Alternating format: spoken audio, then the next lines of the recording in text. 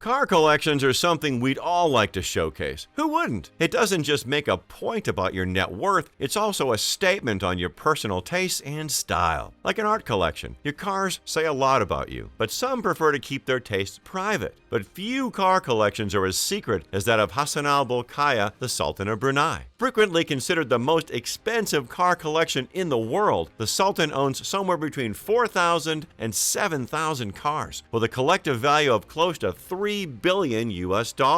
Welcome back to our channel. Today we're going to take a look at the extensive car collection belonging to the Sultan of Brunei. Before we begin, make sure you subscribe to us and hit the bell icon so you never miss a video. Hassan al-Bolkiah has an estimated net worth of $20 billion, making him the second richest royal in the world after the king of Thailand, Vajiralongkorn, who has a net worth of $35 billion. Hassan al-Bolkiah is one of the last remaining absolute monarchs in the modern world, and he is the current king, prime minister, defense minister, finance minister, and head of religion in the nation of Brunei. His massive wealth comes primarily from their oil and gas development, and given his love for cars, it seems he has spent a lot of it expanding his collection. The car collection of the 29th Sultan of Brunei is the most extensive private car collection in the world, and the combined value of his cars is still hotly debated. Some estimate it at $3 billion, others at $5 billion, but one thing for sure, it is unrivaled. He owns over 600 Rolls Royces, 550 Mercedes-Benzes, over 450 Ferraris, several concept cars, and cars you've never even heard of. His collection is known to hold the rarest and most valuable vehicles in the world. The cars are kept secret for the most part, and whatever information exists on the collection is pieced together from scraps and speculations and a few first-hand accounts. There has never been a full list or catalog of the entire collection, but we are aware of the more incredible, outlandish cars, and that's what we're interested in. So here's what we do know. His record reveals that he has spent a whopping $78 million on coach-built Ferraris from Italian designers Pininfarina SPA in the past, plus a Rolls Royce shopping spree that ran up a cost of over $475 million. The purchases included a $14 million gold-plated silver spur limousine. He commissioned the vehicle for his wedding day, and as the occasion demanded the very best, the silver spur is decked out in pure 24-karat gold. He also has a total of 10 McLaren F1s, which is impressive because only 106 of these were ever produced. This mid-engine sports car was manufactured between 1992 and 1998. Thanks to their very limited numbers, they are among the rarest and most expensive vehicles in the world, valued between $8 and $13.5 million. His purchase included 5 road cars, 3 F1 LMs, 1 F1 GT, and 1 F1 GTR. And as if that weren't enough, he has also bought 3 of the total 6 F1 LMs ever produced. And it's not just rare cars he's interested in. The Sultan is also interested in vehicles that car makers intend never to go into production. Case in point, the extraordinary Ferrari Mythos, a concept car. The Mythos was a Pininfarina creation, designed to evoke the old dream cars reminiscent of the 60s, but with a modern twist. It premiered at the Tokyo Motor Show in 1989, where car collectors fell in love. But it wasn't meant to be. The Mythos was supposed to only be a styling exercise and not for production. But of course, huge admirers of the Italian car makers like Shiro Kosaka and the Sultan of Brunei managed to get their hands on it for an undisclosed price. The Ferrari Mythos is a mid-engine rear-wheel drive, and the design was inspired by the Testarossa, giving it the wedge shape and large air intake ahead of the rear wheels. You won't find this car anywhere except in private collections unless you're willing to make a trip down to Cambiano, Italy, where the show car is put on display for the public. But the Sultan himself has 2. He commissioned one in red and another in turquoise. It's not the only concept car in the collection, but is that really a surprise? The Sultan also has the BMW Nazca M12 concept car unveiled in 1991. It was a collaboration between BMW and Italdesign, and it was designed by 26-year-old Fabrizio Giugiaro, the son of the founder of Italdesign. In fact, it was his debut. After seeing the car in the Geneva Motor Show, the Sultan requested that the M12 be made specifically for him. This led to the creation of Nazca C2, later unveiled in the Tokyo Motor Show that same year. The car boasted a carbon fiber chassis and body frame, plus several lightweight components. The cabin provided a full 360-degree view thanks to the all-glass architecture, and the vehicle has a